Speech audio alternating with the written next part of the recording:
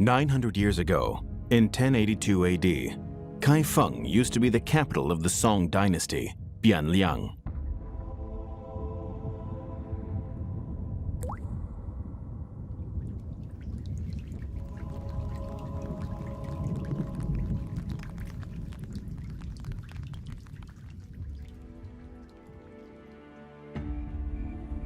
Today, the imperial servants are nervously happy.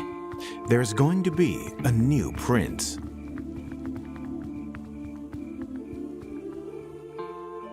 The sacred emperor is alone in his study, looking at his books and paintings. He pauses in front of a portrait of the southern Tang Emperor Li Yu. The emperor returns to the palace just in time to hear the cries of a newborn prince. Thus, rumor has it that this prince is the reincarnation of Li Yu, that he will grow up to be an artistic soul as Li Yu used to be. This prince would eventually become the Emperor Huizong of Song.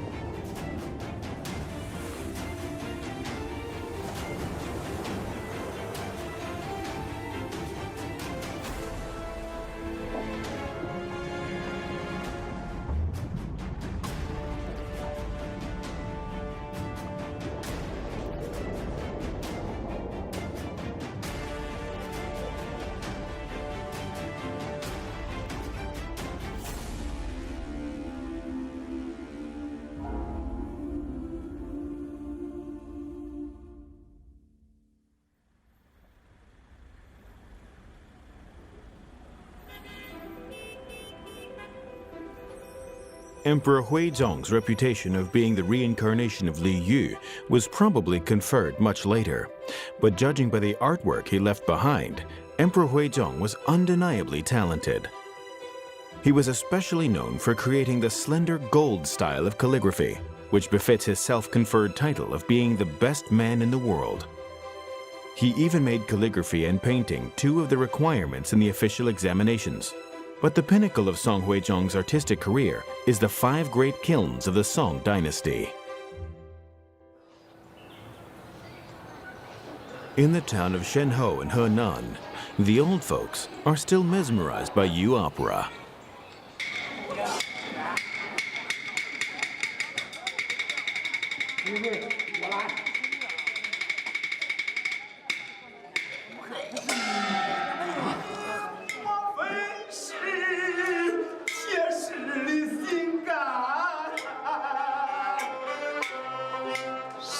But if we went back 1,000 years, we would find something even more mesmerizing here, something that bewitched even Song Huizong, one of the 5 great kilns of the Song Dynasty, the Jian kiln.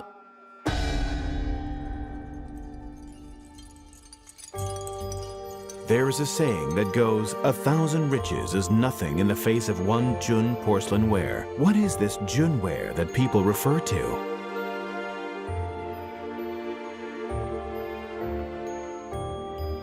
The magic of the Jianware lies in its remarkable glaze.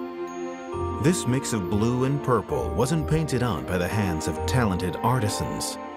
Song Dynasty potters added a copper red into the glaze. Thereafter, they would control the temperature and air circulation of the kiln, which would in turn cause the color and tint of the glaze to change naturally, almost as if by accident.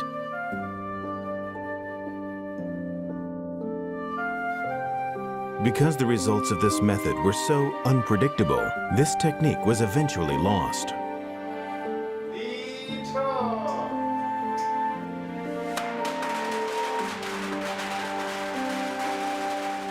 Ren Xinhang is a potter who grew up in Shenhou.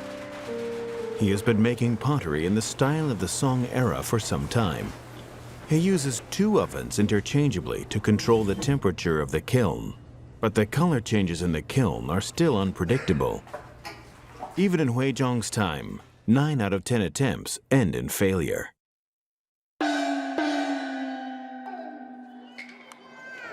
The Flower Opera House in Shenzhou used to be the temple for the kiln god.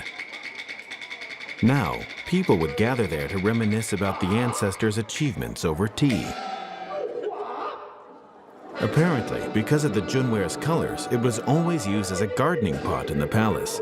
This gave the colorful ceramic ware an added scent of beauty.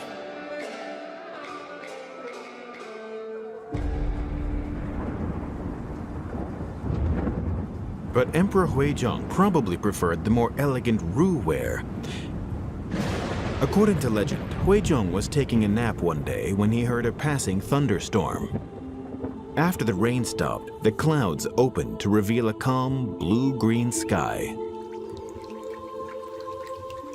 Huizong awoke to discover that it was only a dream, yet he couldn't forget the color of the sky in his dream.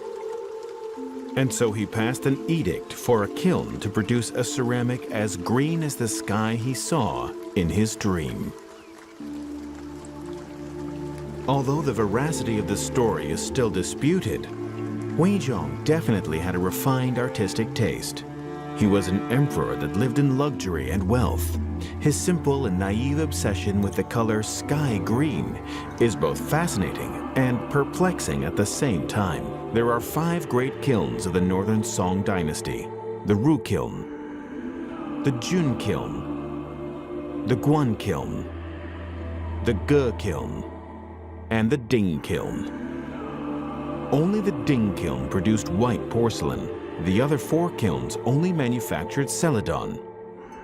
Sky green became the color of choice for ceramics during the Huizong era. Its popularity was long-lasting.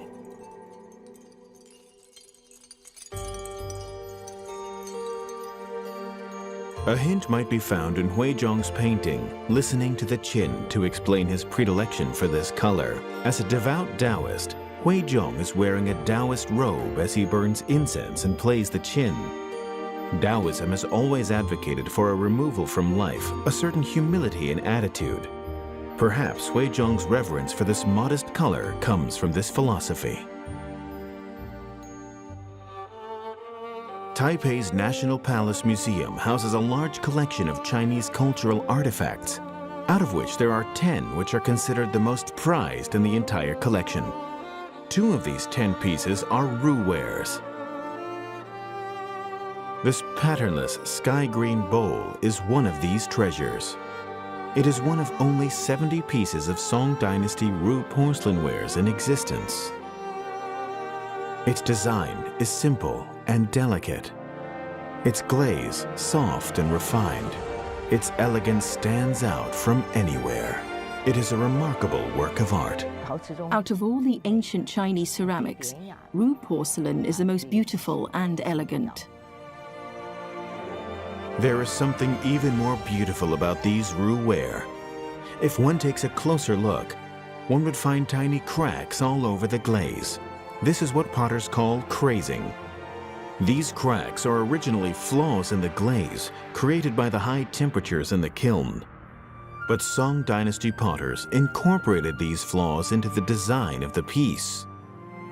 They would form scales or tiny wings on the simple, unadorned design of the piece, making each piece unique.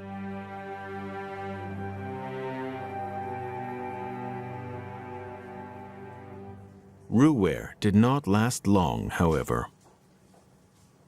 1,000 years later, Meng Yusong decided to bring these wares back. But her journey was not easy at all. Although modern pottery techniques can recreate the lotus-shaped bowl and the sunflower design with great perfection, it is still extremely difficult to replicate the pure sky green color of ancient wares. Meng Yusong almost lost all she had to recreate this color. Every clay mold that is sent into the kiln for firing comes with the hope that this one will be the one to succeed.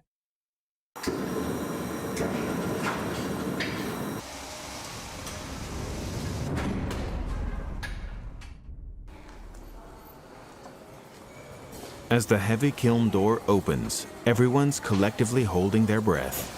Meng Yusong thinks that Ru porcelain can sing. She is waiting for its voice to sing again.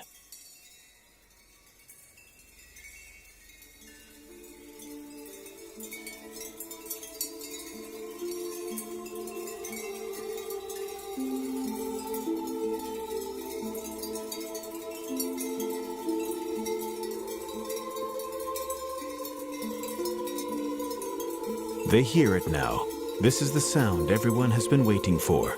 This is the sound of the Ruware crazing. It is the sound it makes when its heat produces cracks in the glaze. Finally, after 1,000 years, the Ruware has come back to life.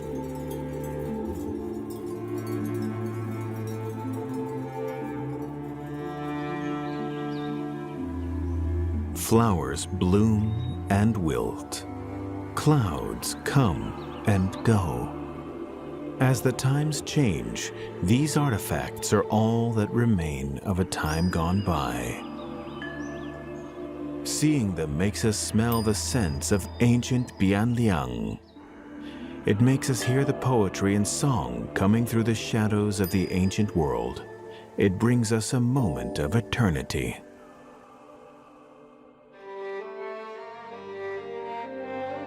Looking at Song Dynasty, we discover a strange phenomenon. Many great warriors in the era were prosecuted. Poets and artists, however, were always treated relatively well. This preferential treatment to artists makes the whole era seem like a decadent time, a time when art was valued more than military might.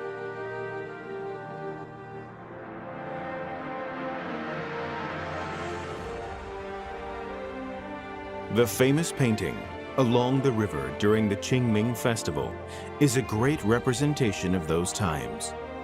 The painter Zhang Ziduan was the imperial painter for Song Huizong. Over 500 characters are vividly depicted in this 5-meter-long painting, forming a mosaic of Bianliang society. Recent research has shown that China's population had already grown to 100 million people at the time. And so the basis of the Song Dynasty's thought and culture was its economic power. Perhaps one of the most interesting aspects of this painting is that there's not a single soldier depicted.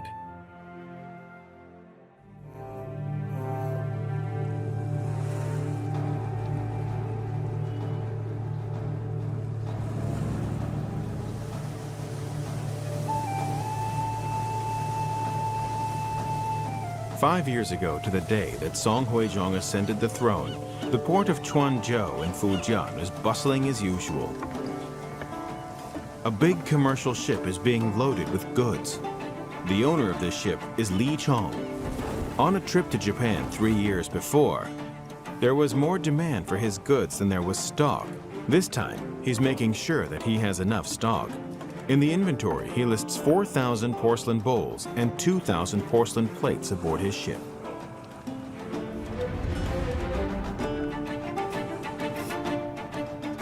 The Maritime Authority is the Song version of the customs today. It regulated maritime trade. This organization started in the Tang Dynasty. By the Song Dynasty, the Silk Road had become blocked. Maritime trade had begun to replace trade on land. Because of this, the Maritime Authority established presences in all the major port cities, including Guangzhou, Mingzhou, Hangzhou, and Quanzhou. Shuimen Street, a regular street in the old town of Quanzhou. 70-year-old Xiao Baohan has been living here since he was young. My family moved here during the early Qing dynasty. Of course, it's changed a lot now with all the new buildings around here. The old buildings on this street have come to be occupied by old people who hang out and play chess during the day.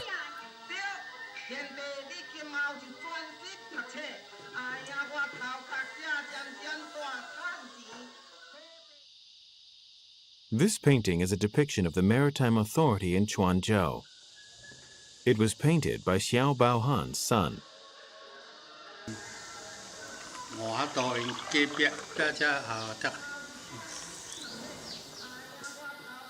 Many years ago, the old people here discovered some ancient foundations near the building.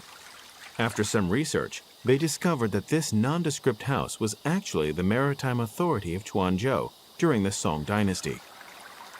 This river in front of the house used to be where the ships reported to customs.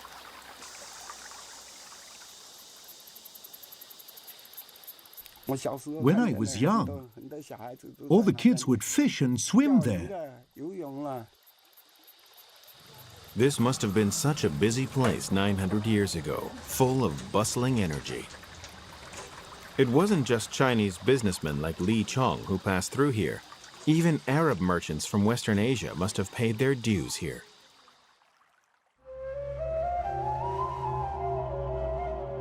You should strive for knowledge, even as far as China. These words, found on the wall of the Quanzhou Maritime History Museum, were apparently spoken by the Prophet Muhammad. This was what Arabs thought of China 1,000 years ago, far away and mysterious. This is the Ashab Mosque on Quanzhou's Tumen Street. It is one of the oldest existing mosques in China, built in 1009 AD during the Northern Song Dynasty. The mosque was built by an Arab Muslim.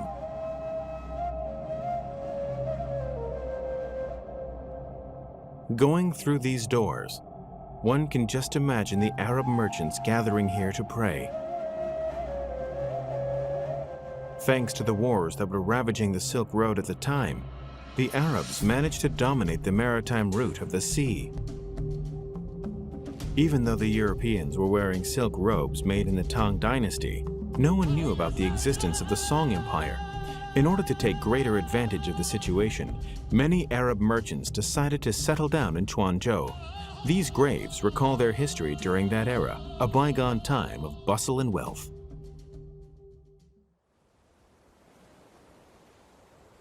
Not far from Quanzhou is the village of Shunpu. It is a regular morning. Women with flowers in their hair take the boat out to harvest clams.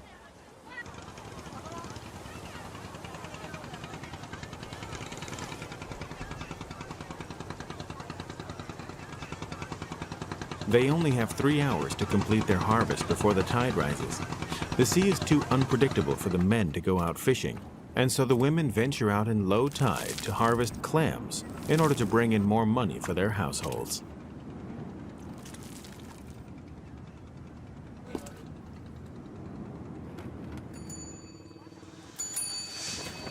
Cai Chunya woke up early today. It is a special day for her. The fisherwomen dress differently from the rest here.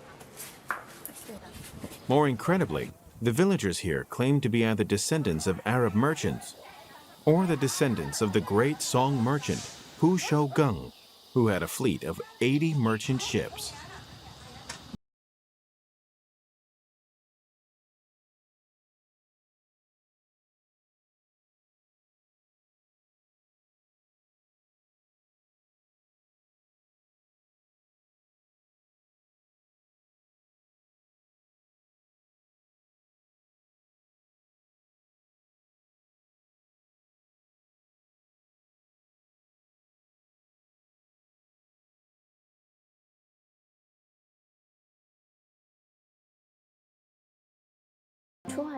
It's tough going out to sea.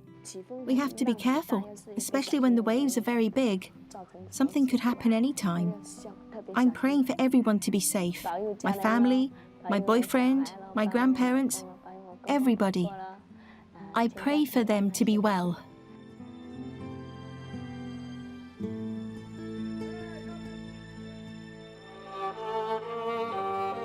According to experts, the economic output of China during the Huizong era made up more than half of the world's output. It was the richest country in the world then. At that time, it was comparable to the Tang Empire. A solid agricultural base coupled with a healthy trade and manufacturing sector meant that the country's reserves never went empty. In terms of culture, it was also one of the top cultures in the world. The 5 great kilns of the time were an emblem of that status. Their different styles complemented each other, forming a patchwork of the philosophies of the time. This patchwork enabled Chinese culture to touch the hearts of the world.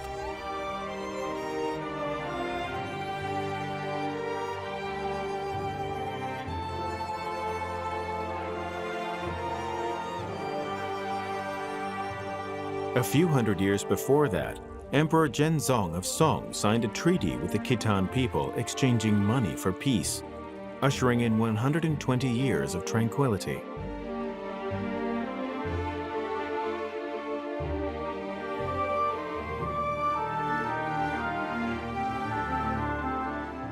The wealthy Song Dynasty thus relaxed its military presence at its borders.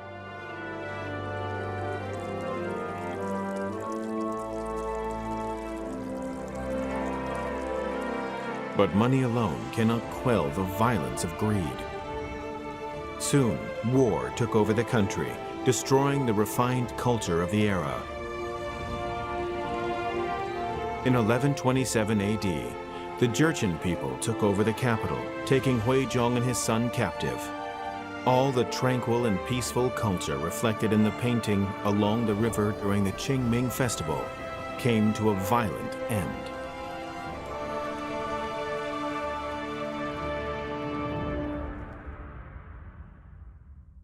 For all his culture and poetry, Emperor Huizong was merely a brittle porcelain vase.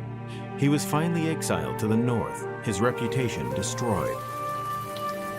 3 years later, and 3,000 miles away from his homeland, Huizong died during the Jian Dynasty in today's Yilan County.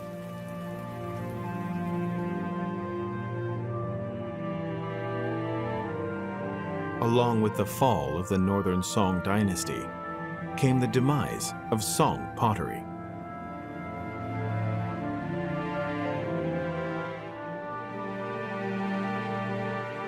Four of the 5 great kilns, the Ru kiln, the Jun kiln, the Guan kiln, and the Ding kiln, were all located in the north. Among them, the Ruware only flourished for 20 years, its aloof elegance worn down to dust. With the exception of the Ding kiln, the Ru kiln and the Jun kiln were only discovered in the 1970s and 80s. The legendary Guan kiln still has not been found, having been buried under the city of Kaifeng.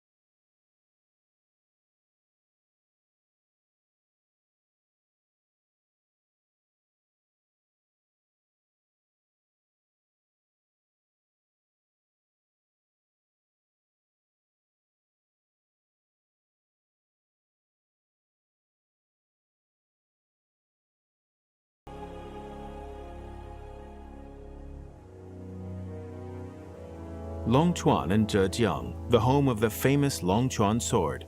This is also the home of the Longchuan celadon. Turning its back against the heavy colors of the Yue kiln and the Yaozhou kiln, it adopted instead a lighter jade-like green, pushing the art of celadon making to its peak. This is the time when ceramics was undergoing a kind of revolution in the country. It wasn't just the Ru, Guan, Ge, and Ding kilns that were coming up with new innovations. The Cezhou, Yaozhou, Longchuan, and even the white porcelain kilns were copying each other and pushing the art to greater heights. Perhaps the reason for this porcelain renaissance during the Southern Song Dynasty is desperation. During the Northern Song Dynasty, the north of China had already been occupied by the Khitans, the Tanguts, and the Jurchens. By the Southern Song Dynasty, the traditional Silk Road had already been cut off. Most European and Asian countries at the time only knew about the Khitans and not the Songs. Even today, the word for China in Russia sounds incredibly similar to the word Khitan. Because of that, the tiny Southern Song Dynasty had to turn to sea for trade. It is then that maritime trade routes developed during the Tang Dynasty really entered their golden era. The maritime trade authorities became so much more important than during the Northern Song Dynasty.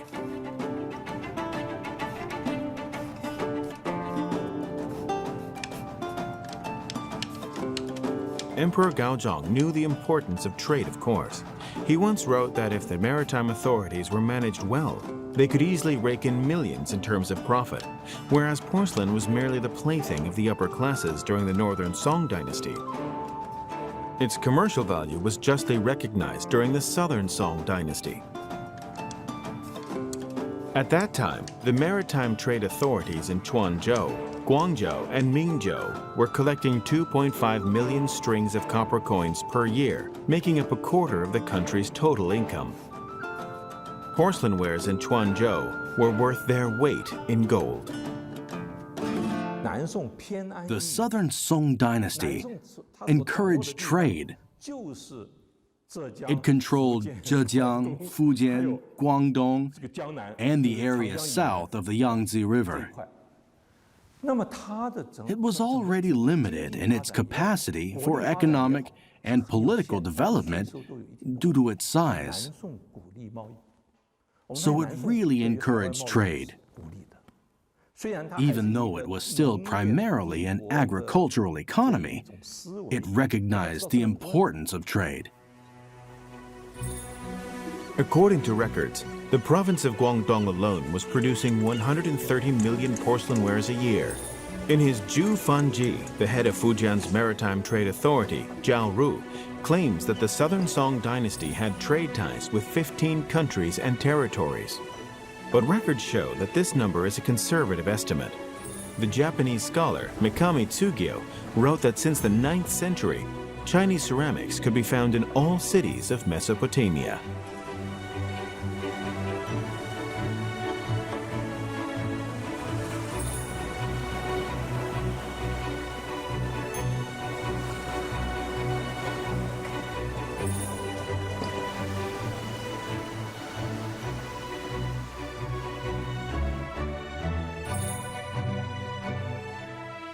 As the poem goes, in the cozy air they just merry make, as ere the fall of the old capital. This serves as an accurate depiction of Lin'an, the capital of the Southern Song Dynasty at the time.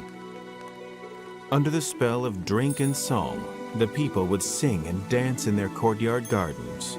The areas south of the Yangtze River seemed to be flourishing.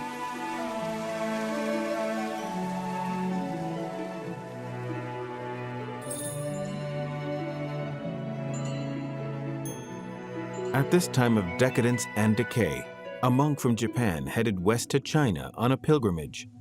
But he got much more than he bargained for, and had no idea what Lin'an had in store for him.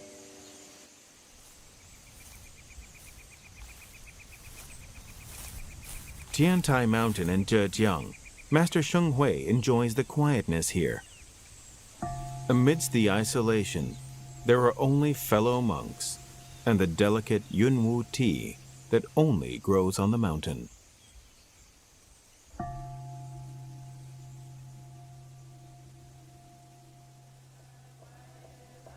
The Wanyan Temple, a Buddhist seminary built during the Tang Dynasty, is located on the mountain. The novice monks are learning the Lotus Sutra, a core text in the Tiantai sect of Buddhism.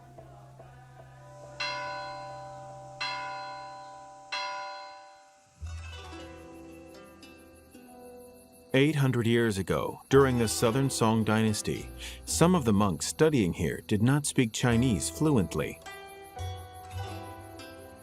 They were monks from Japan who landed in Mingzhou and found their way to the famous Tiantai mountain. One of them was the monk A Sai.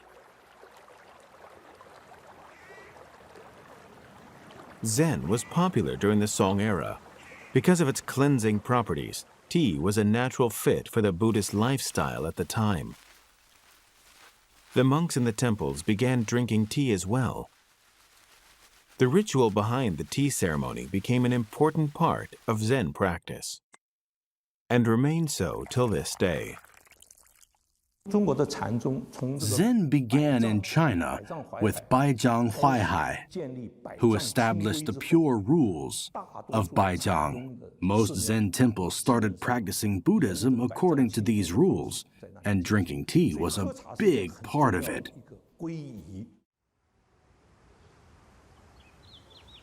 Master Sheng Hui has finished all the courses in the seminary.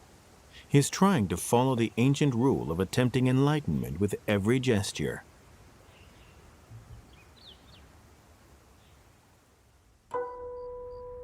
When A Sai was studying here, he must have discovered a Zen principle in the practice of drinking tea.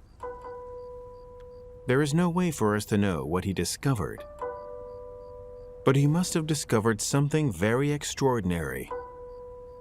The color of the tea, the shape of the tea, and the porcelain of the cup, making up a dreamlike experience.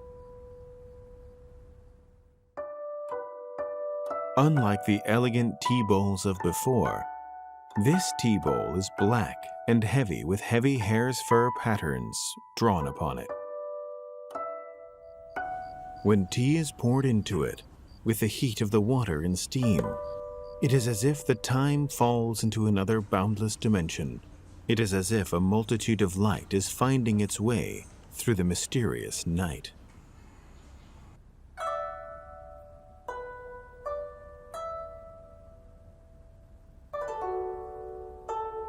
As history would later prove, A Sai was inspired by his time in the temple.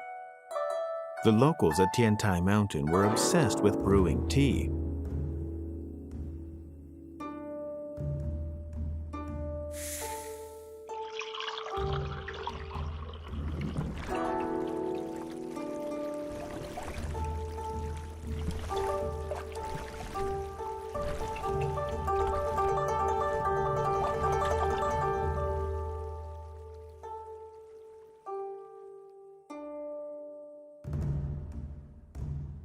But what happened to the sky green and white porcelain tea bowls that the emperors so loved before?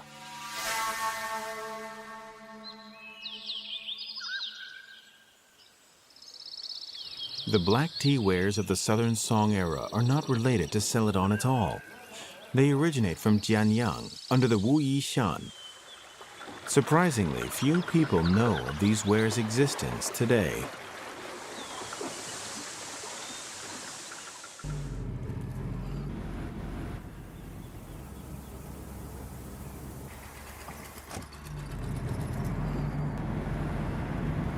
Xu Jiayou used to work for the National Porcelain Factory of Bianliang.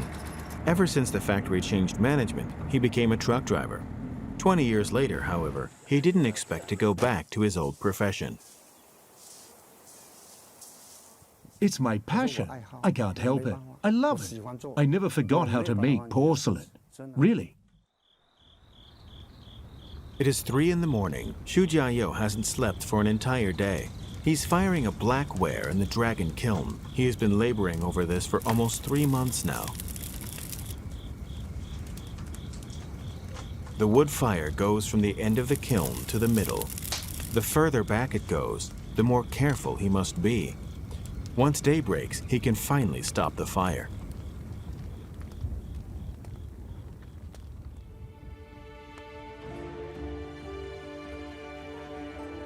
Xu Jiayou is making the Jian blackware of the Song era. This glaze is made from local clay and fluxed with wood ash. Fired under high temperatures, the molten glaze separates to produce a pattern called hare's fur. Emperor Huizong once said that the hare's fur tea bowls are the best out of which to drink tea. The Song tea master Cai Rong even declared that out of all the tea bowls, the Jian black tea wares were the best. Why was that so?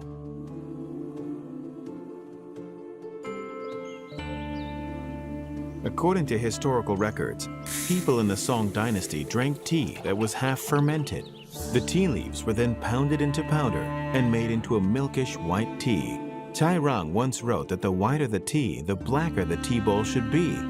A black tea bowl serves as a contrast to the white tea and makes the quality of the tea immediately apparent. But since the Ming Dynasty, the way people drink tea has changed. Tea brewing is a lot less complicated now, and so the hare's fur tea bowl has fallen out of fashion.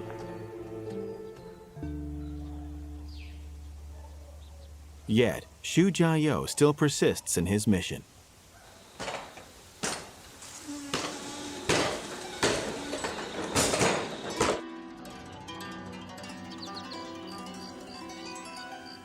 After returning to Japan, Eisai brought back with him two treasures: tea seeds and Jian blackware. He was the person who brought tea to Japan, later writing Japan's first book about tea, The Tea Drinking Cure. For this, he is known in Japan as the father of tea. Because of him, the Jian black teaware and the Song era way of making tea have been preserved. They later became integral parts of the Japanese tea ceremony.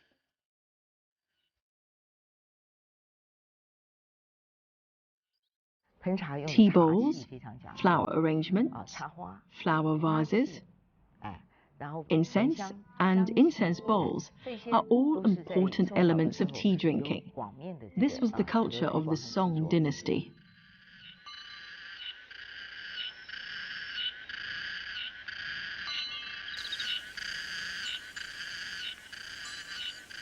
Nagai Hideri is a Japanese potter.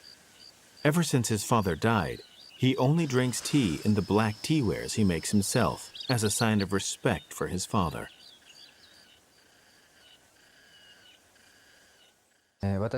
My father started doing research on the Tenmoku tea bowls. Ever since he died, I'm continuing his research.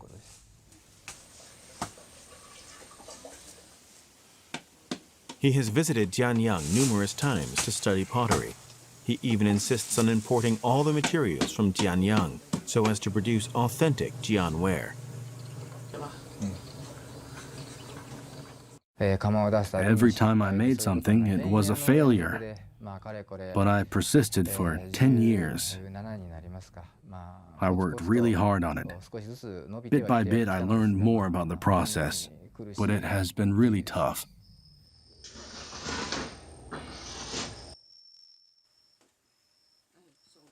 Nagai tries to incorporate the atmosphere of his father's old photographs into the clay. He makes these bowls every day.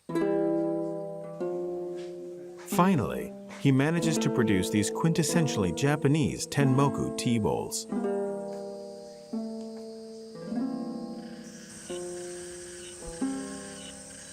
Japan's fascination with the Jianware didn't end with Eisai. Another Japanese craftsman, Kato Kagemasa, also went to the Southern Song Empire to learn his craft. He is now known as the father of Japanese ceramics.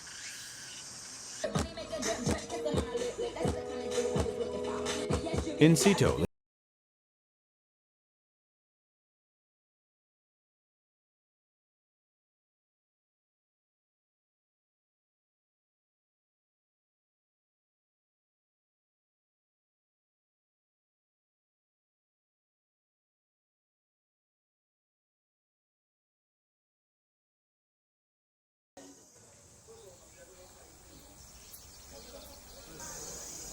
after 5 years of training in China, Kato Kagemasa returned to Japan.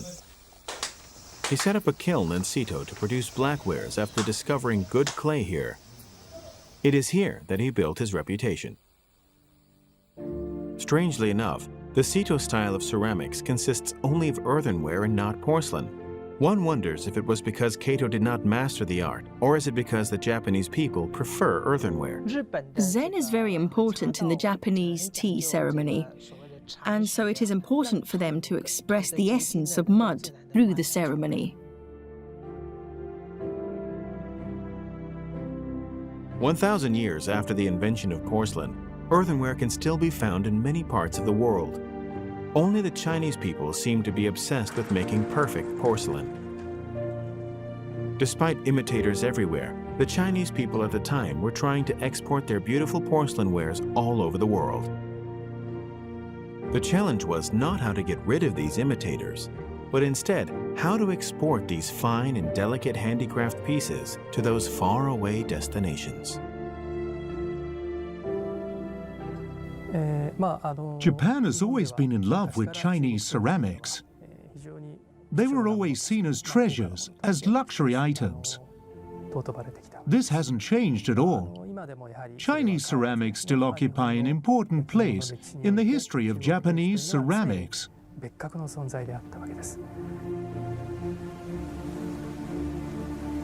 During the wealthy Song Dynasty, technology was also progressing rapidly. One of the 4 great Chinese inventions, 3 were invented during the Song Dynasty: gunpowder, the compass, and movable type. A book written during the time, Pingzhou Ketan, mentions that a compass is necessary when sailing under a cloudy sky. This is the very first mention of a compass in maritime history. This invention took Chinese ceramics to even further places.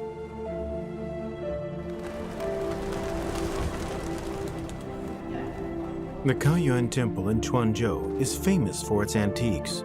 In its permanent exhibition, there is a sunken ship that was unearthed in 1974.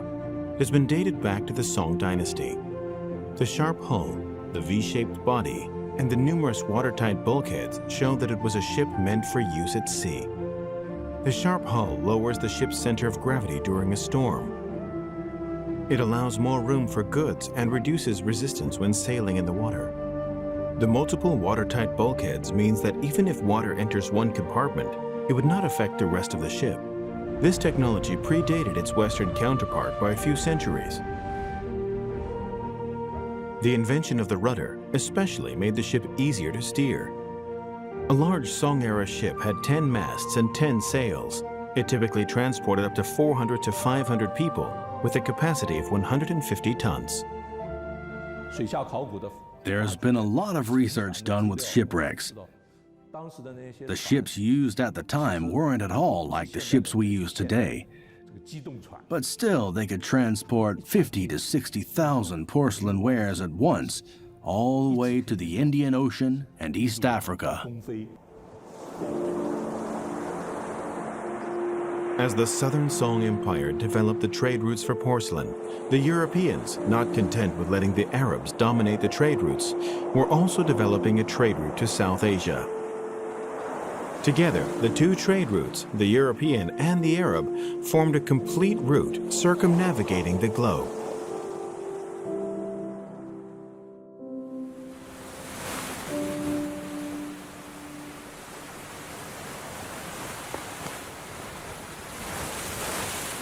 A southern Song ship laden with porcelain ware is about to leave on a journey for Southeast Asia in search of riches and chasing dreams.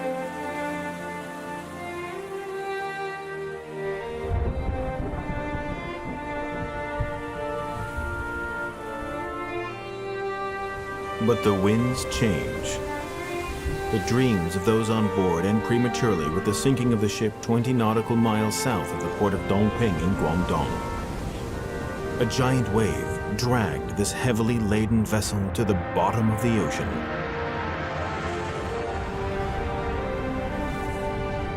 When it finally resurfaces, 800 years have passed and the world has moved on. This ship is the now infamous Nanhai 1. Nobody knows how many more of these ships still lie buried under the ocean. But one thing is for sure, these were the ships that spread porcelain all over the world. In 1279 AD, not far from the sinking of the Nanhai I, a southern Song official escaped to sea with an 8-year-old Emperor Zhaobing, marking the end of the Song Dynasty.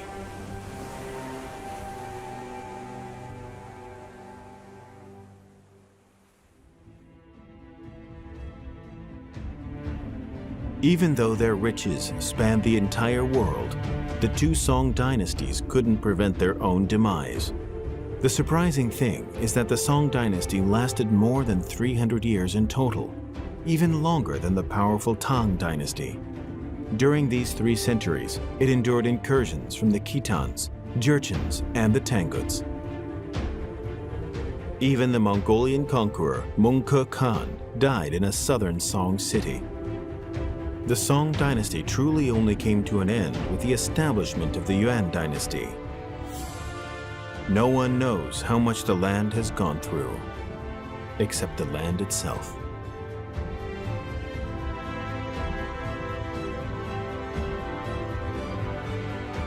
The glories of the past are now reduced to dust. The only mark left of the Song civilization lies in the green of the Celadon and the legends that are retold of it. They tell the stories of immeasurable riches and painful wars. Stories rife with tales of bravery and romantic liaisons beside a flowing river. Porcelain is the living memory of these stories.